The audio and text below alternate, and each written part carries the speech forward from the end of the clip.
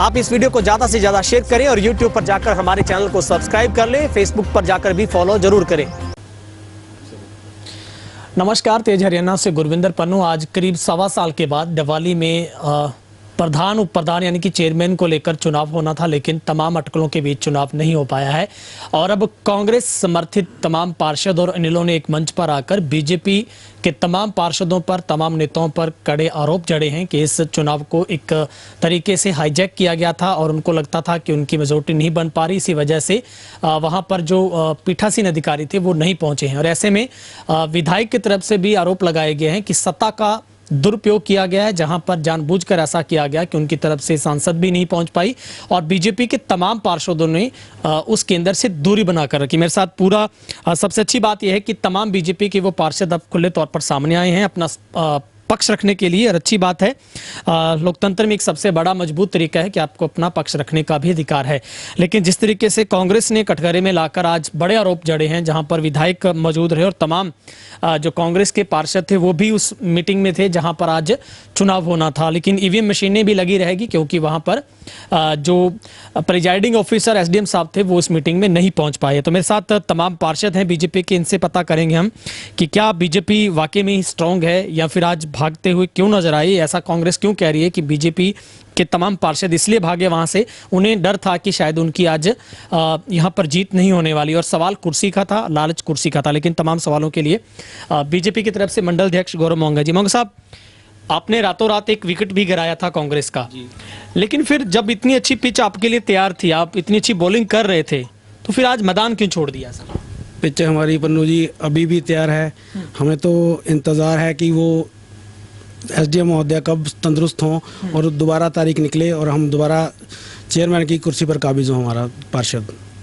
मगर सर, कांग्रेस आप पर आरोप ये लगा रही है कि बीजेपी को इस बात का डर था कि आज आपकी मेजोरिटी नहीं बन पा रही है, आपके साथ अंदर खाते जो बात हुई थी वो नहीं बन पा रही, इसी वजह से आपने जानबूझकर प्रिजाइडिंग ऑफिसर को उनके इस वास्ते में आपने गिरावट डाली, उनको ना आने के लिए मजबूर किया, कुछ ऐसा था? मेरे को तो आपकी इस बात पे हंसी आ रही है कि हमने जानबूझकर उनके स्वास्थ्य में कुछ गड़बड़ी की। सुख और दुख पूछ कर नहीं आता। मैं तो विधायक जी की इस बात पे मेरे ख्याल से हंसी की बात है। रही बात जो आप कह रहे हैं कि हमारी पिच कमज़ोर नहीं थी, पिच आज भी मेरी कमज़ोर नहीं है। हमारे पार्षद आज भी स्टैंड हैं और हम उस वक्त का इंतज़ार कर रहे हैं जब हमारा दोबारा तारीख निकले, हम अपनी कुर्सी पर अपने चेयरमैन काबिज करेंगे। दूसरा सवाल जो आपने किया था भी, ये अपने विधायक जी आरोप लगा रहे हैं, उन आरोपों को मैं निराधार मानता हूँ। मैं तो ये कहना चाहूँगा कि कांग्रेस अपने खेमे में खुद झांके। जो 3 दिन पहले से कुर्सी के लिए तलवारें चल रही थी, 4 जो उनके ऐसी कैंडिडेट्स हैं, आज वो एक म्यान में कैसे हो जाएंगे?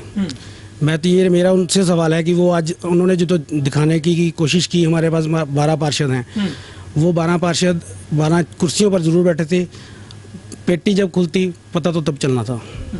लेकिन मोगा साहब, आपको लगता है कि जब वक्त तय था 12 बजे का वहां पर था वक्त, तो आप उस रूम में क्यों नहीं पहुंचे? आपका कोई भी पार्षद वहां पर, आपकी कुर्सियां खाली रह गई, आप वहां तक आपको पहुंचना चाहिए था, आप भी उनके पीछे जाकर बैठते। बात की बात थी कि पीठासीन अधिकारी वहां पर आते हैं, नहीं आते थे, या पहले से आपको आभास था कि एसडीएम साहब नहीं आने वाले? नहीं, वो तो अभी सूत्रों से जानकारी हो गई थी कि एसडीएम साहब पिछले 1 हफ्ते से छुट्टी पर, ना कि आज छुट्टी पे गए हैं। पिछले 1 हफ्ते से छुट्टी पर हैं, तो वो नहीं आ रहे थे। तो हमें ज्ञात है कि अगर उनके बिना चुनाव होना संभव नहीं है तो हमारा वहाँ जाना उचित नहीं बनता था। और कहीं ऐसा तो नहीं था कि आपके पार्षद ही वहाँ से नदारद थे, वो नहीं थे, या ऐसा था कि पार्षद आपके आसपास थे? पार्षद हमारे सभी यहीं मौजूद हैं, जेजेपी के भी हमारे साथ हैं, हमारी गठबंधन की प्रदेश में भी सरकार है और यहाँ पर भी चेयरमैन बीजेपी का ही बनेगा। लेकिन विधायक साहब कह रहे हैं कि एमपी को भी यहाँ पर आना चाहिए था, सुनीता दुग्गल को पहुंचना चाहिए था, और वो कह रहे हैं कि उन्हें भी पहले से पता था कि ये चुनाव करवाना ही नहीं है, क्योंकि बीजेपी अभी तक राजी नहीं है चुनाव करवाने के लिए। एमपी साहब को पहुंचने के लिए कोई ज़्यादा समय नहीं लगता, वो सिरसा रेस्ट हाउस में थी। ये तो उनका मानना है, ये उनकी बौखलाहट कह सकते हैं इनको, जो वो उलझुल बयान दे रहे हैं। एमपी साहब के लिए पहुँचने के लिए कुछ ज़्यादा समय लगने वाली बात नहीं थी, लेकिन जब प्रिजाइडिंग ऑफिसर नहीं है तो एक सांसद महोदय का कीमती समय क्यों खराब करें?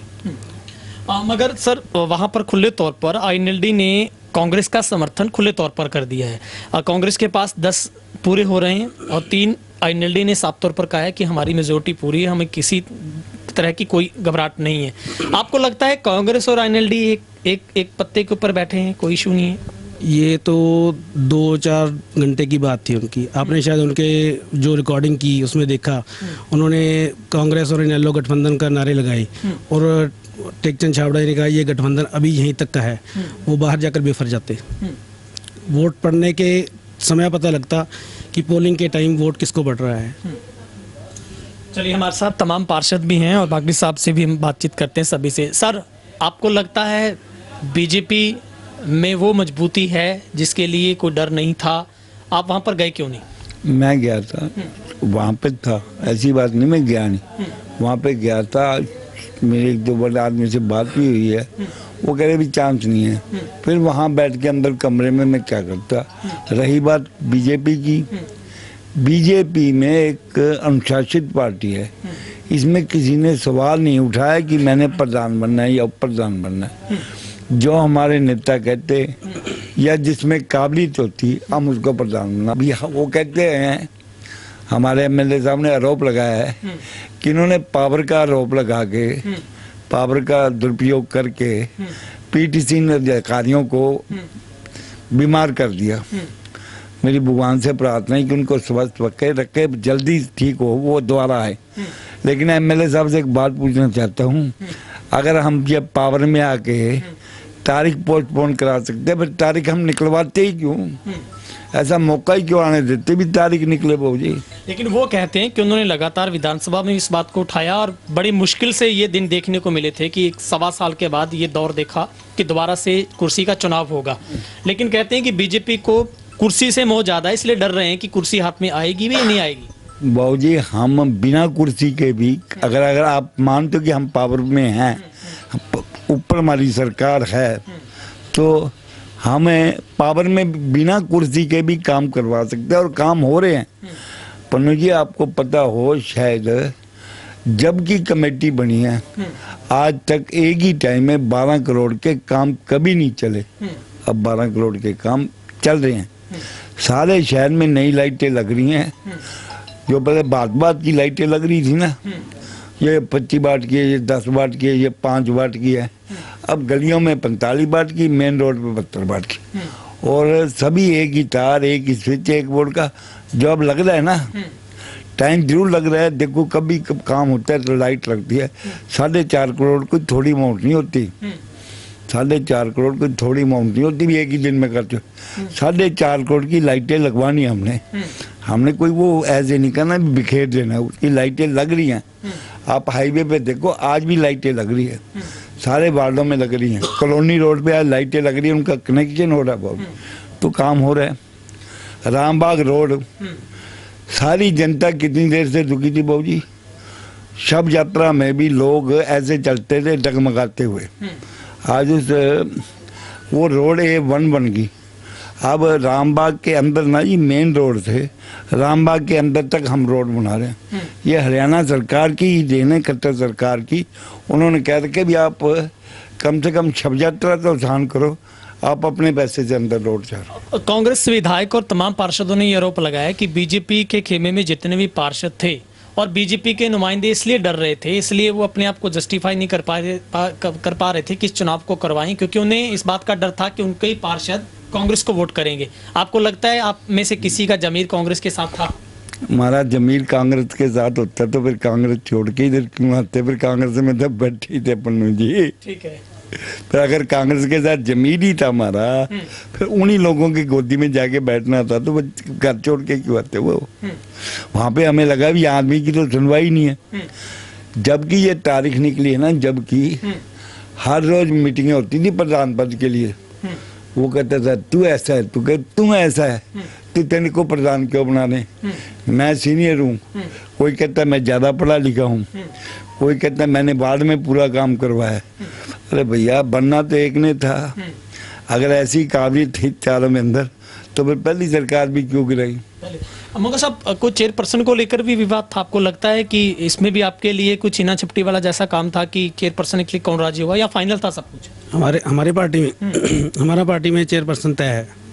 कोई विवाद नहीं था किसी? कोई विवाद नहीं। सभी पार्षद चेयरपर्सन के हक में वोट देने को तैयार हैं। साथ में जेजेपी के जितने भी पार्षद हैं वो भी उसके समर्थन में वोट करने को तैयार हैं। कुकुर साहब मेरे साथ हैं सर, आप भी चाहते हैं सर चुनाव जल्दी हो दोबारा से? बहुत मैं चाहता हूँ ये चुनाव 2-4 दिन के बाद फिर तरीका आए और हम इन सब लोगों को दिखाएं हम एकजुट हैं। कांग्रेस के पास हम 2 थे, 2 से 6 हो गए और जेजेपी वाले सारे हमारे साथ हैं। वो 12 नहीं बैठे थे, वो 7-8 ही बैठे थे, वो बाकी 3-4 वोट हमारे थे। तो हमारी सरकार आज बन जाती, हमारा चेयरमैन बन जाता। ये दुर्भाग्य से पीठासीन अधिकारी को पता नहीं क्या दिक्कत हो गई, वो नहीं आ पाए, छुट्टी कैसे ले गए इस बारे में मुझे मालूम नहीं। हमें तो सिर्फ 10 मिनट पहले ही पता लगा कि पीठासीन अधिकारी नहीं आ रहे हैं, इसलिए हम वहाँ पर नहीं पहुँचे, वरना हमने पहुँच के आज अपना चेयरमैन और वाइस चेयरमैन बना देना था। लेकिन सर आपको नहीं लगता कि आपको वहां पर जाकर बैठना चाहिए था? कम से कम आप भी अपनी वहां पर दावेदारी जताते, लेकिन आरोप ये है कि आप तो वहां तक पहुंचे ही नहीं सर, आप उस केंद्र से दूरी बनाकर। मैं आपको यही तो कह रहा हूँ ना जी, दुर्भाग्य से हमारा पीठासीन अधिकारी, हमें 5-10 मिनट पहले ही सूचना मिली वो नहीं आ रहे, तो हमने सोचा वहाँ जाके करेंगे क्या, इस कारण हम नहीं पहुँच पाए। हमें पहुँचने में क्या दिक्कत थी? बाकी साहब कांग्रेस का इतना कम्युनिकेशन वीक कैसे हो सकता है कि उनको पता तक ही नहीं चला कि प्रेजाइडिंग ऑफिसर भी नहीं आ रहा, और आपका इतना टेली कम्युनिकेशन मजबूत है कि आपको पहले ही पता लग गया? ये ऐसा है जी, ना तो कोई टेलीकम्युनिकेशन की, एक ये दिखावा ढकोसला है। पता अमित बाबू को सारा होता है, कोई अमित बाबू बच्चा नहीं, वो एमएलए है, 2 लाख वोटों को रिप्रेजेंट करता है वो विधानसभा में। उसको अगर ये इतना भी नहीं पता होता ना, he should resign from the seat. उसको सारा पता था भी आज वो बीमार है वो, और ऐसा करो उनका मोबाइल जाके चेक करो, उन्होंने बात तक करी होगी। ठीक है, अभी हमारे साथ अंजू बालाजी हैं जिन्होंने रातों रात ही अपने पत्ते पलट दिए सब चीज़ों में। क्या लगता है सबसे बड़ा क्या कारण रहा आपको कांग्रेस को त्यागना पड़ा और आपने बीजेपी में आस्था जताई है? क्या लगता है कितने खुश आप बीजेपी में आकर?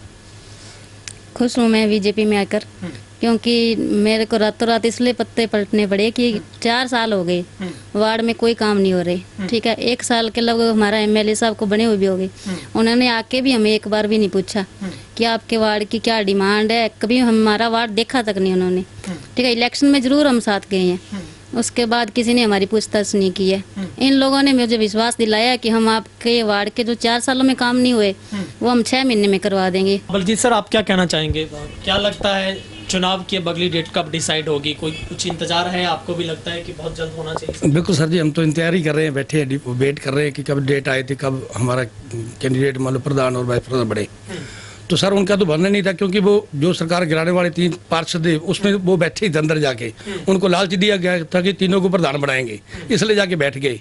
और वोटिंग करते तो मेरे को नहीं लगता था कि उनको वोट करते वो। तो हमारे को, हम अंदर भी गए थे, मैं और बागड़ी जी गए थे अंदर, श्रीनु साहब थे नहीं, हम वापस आ गए। आपको लगता है सर कांग्रेस में चेयरपर्सन की कुर्सी को लेकर ही किसी तरीके की लड़ाई है, कोई मनमुटाव है जिसको लेकर भितरघात हो सकता है? आपके साथ हैं वो लोग? बिल्कुल सर, यही है सर, सभी मतलब प्रधान बनना चाहते हैं, तो वो यही कह के लेके गए होंगे कि आपको भी बढ़ाएंगे, आपको भी वहाँ पत्ते खोल लेंगे। तो जब आप वहाँ मतलब पत्ता खोलता तो बाकी इधर आ जाते, अपने को पता ही है। तो पहले भी इसलिए कराई थी सरकार प्रधान बनने के लिए उन्होंने। ठीक है सर, हमारे साथ और भी हैं, भमन्यु साहब से भी हम बात करते हैं। सर, क्या लगता है, बहुत बड़े आरोप आज कांग्रेस समर्थित तमाम पार्षदों की तरफ से और विधायक की तरफ से भी सीधे तौर पर कहे गए कि बीजेपी ने इस आज पूरी गेम को सेट किया था, सब कुछ सिलेक्टेड था, सब कुछ पहले से तय हो गया था कि ये चुनाव नहीं करवाना है। इस बात की कितनी सच्चाई है? नहीं, ऐसा कुछ नहीं है, ये सारे आरोप कांग्रेस के निराधार हैं। जो विधायक जी ने आज बात कही है, ऐसा कुछ नहीं था। हमें भी ये बात का नहीं पता था। कुछ क्षण पहले हमें ये पता चला कि एसडीएम महोदय का जो स्वास्थ्य है वो किसी खराब हो गया है, और स्वास्थ्य किसी का भी खराब हो सकता है, इसके कारण वो नहीं आ रहे हैं। हमारे पार्षद जो हैं सारे के सारे वहाँ मौजूद थे, अंदर नहीं आए थे, लेकिन आसपास ही बैठे थे। उनको ये था कि अब नहीं है, तो इसलिए अब उनको बोल दिया गया था कि आने का कोई फ़ायदा नहीं है, क्योंकि एसडीएम महोदय वहाँ नहीं है। लेकिन हम तो देखिए कामना करते हैं कि उनका स्वास्थ्य जल्दी हो और डबवली का जो विकास की जो नैया है वो तेज़ी से पटरी पे दौड़ने का काम करे। हम तो डबवली का विकास चाहते हैं शुरू से, और जल्दी ही पुन्नू जी एक नई तारीख आएगी और हमारा जो चेयरपर्सन है भाजपा और जजपा के गठबंधन के अंदर चेयरपर्सन और वाइस चेयरमैन हम बनाने का काम करेंगे। क्या लगता है जेजेपी और बीजेपी में किसी तरीके की कोई इस अलायंस में भी बौखलाहट थी किसी खास बात को लेकर कि ऐसा तय हो रहा था कि नहीं बन पा रही है चेयरपर्सन की कुर्सी, या आप में से कुछ लोग भितरघात कर सकते हैं, इस वजह से सब कुछ पोस्टपोन किया गया, या फिर जेन्युइनली आपको लगता है कि आपको भी इस बात का तकाजा नहीं था कि शायद आज पीठासीन अधिकारी नहीं आएंगे, क्योंकि रात तक तो यही अपडेट थी कि कल चुनाव होगा? नहीं, हमें वाकई में ही मालूम नहीं था कि इस प्रकार से एसडीएम साहब का जो है तबीयत खराब हो जाएगी या जो भी है वो किस कारणवश नहीं आ पाएंगे। हमारी पूरी तैयारी थी, हमारे सारे पार्षद एक जगह पे मौजूद थे सुबह से, और हम लगे पड़े थे इसमें कि हमने अपना चेयरपर्सन बनाना है। और जो बात रही जजपा के साथ, हमारा गठबंधन बहुत मजबूत है, प्रदेश के अंदर बहुत अच्छे से हम सरकार चला रहे हैं, 1 साल हो चुका है, 4 साल और बाकी हैं, और उसी प्रकार बिना शर्त के गठबंधन ने हमारा जो साथ है वो दिया है, आगे भी वो देंगे।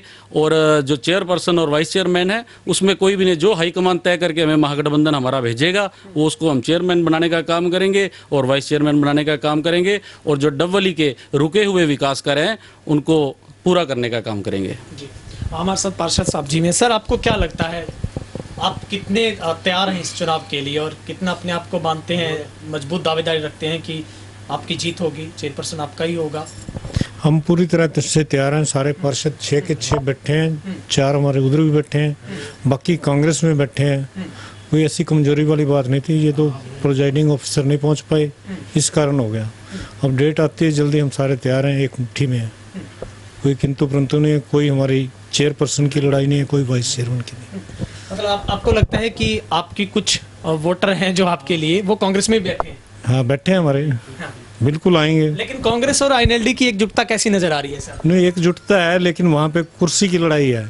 जब भी एक नाम डिक्लेयर होगा उसी टाइम हमारे पल्ले में आ जाएंगे। कहीं ऐसा ना हो कि अगली बार आप पहुंच जाओ, कांग्रेस भाग जाए फिर? नहीं, ऐसा नहीं होगा। अच्छा। तो चेयरपर्सन बन के ही आएगा और बीजेपी का आएगा। पन्नू जी, मैं एक चीज़ और कहना चाहता हूँ, आज एक चीज़ और साफ हो गई। देखिए, आप जो है आईएनएलडी के सुप्रीमो हैं चौधरी अभय सिंह चौटाला जी, वो एक आरोप लगाते आए हैं शुरू से लेके कि बीजेपी कांग्रेस ए पार्टी है, ये इसकी बी पार्टी है। आज आपके सामने दर्पण हो गया कौन कांग्रेस की ए पार्टी है, कौन बी पार्टी है।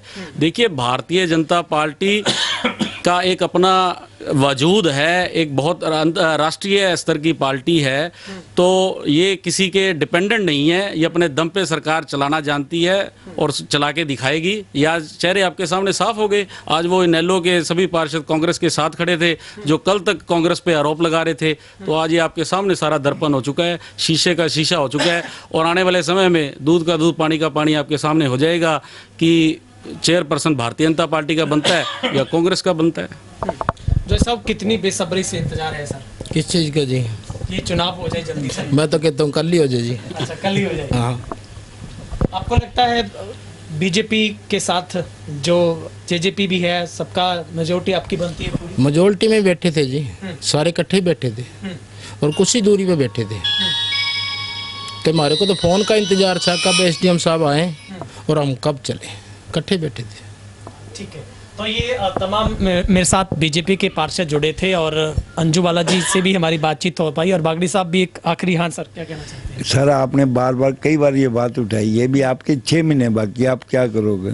मैं एक बात कहना चाहता हूँ, मंजिल कितनी भी लंबी हो, पहला कदम तो कभी ना कभी उठाना पड़ेगा, फिर ही मंजिल मिलेगी। 6 महीने में आपको वो करके दिखा देंगे। अगर सरकार बनती है भी, कामों के टेंडर और ठेकेदार हर रोड पे आपको मिलेंगे, आप निश्चिंत रहो।